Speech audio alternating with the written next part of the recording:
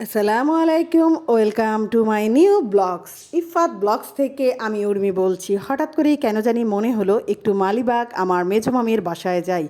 অনেক দিন ওর সাথে গল্প করা হয় না। অবশ্য ফোনে আমরা সব সময় গল্প করি, তারপরও গল্প করতে আর চা খেতে আড্ডা দিতে আমার খুবই ভালো লাগে। ভাবলাম মামির জন্য একটা কিছু বানিয়ে নিই, কারণ মামি খুব পছন্দ করে আমার তৈরি করা কেক।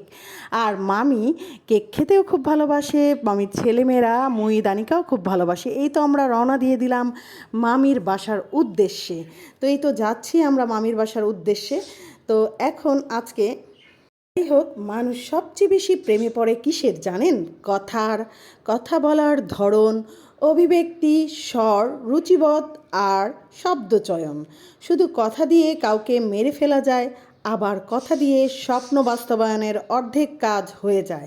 কথা দিয়ে একটা যুদ্ধ বাঁধিয়ে ফেলা যায়।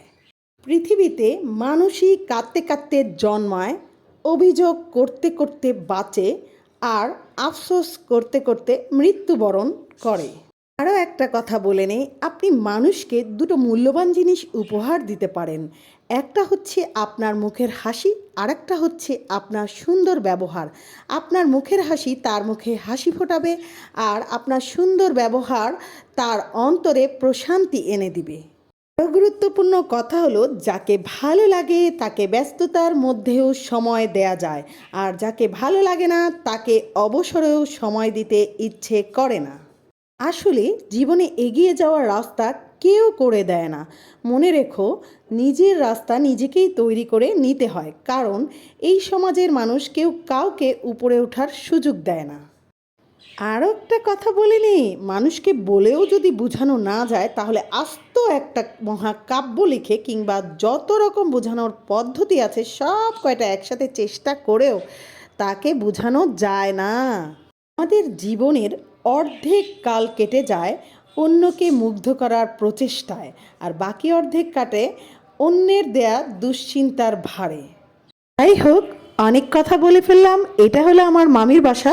সম্পূর্ণ ভিডিও দেখবেন এবং কমেন্টে জানাবেন কেমন লেগেছে আমার ভিডিওটা।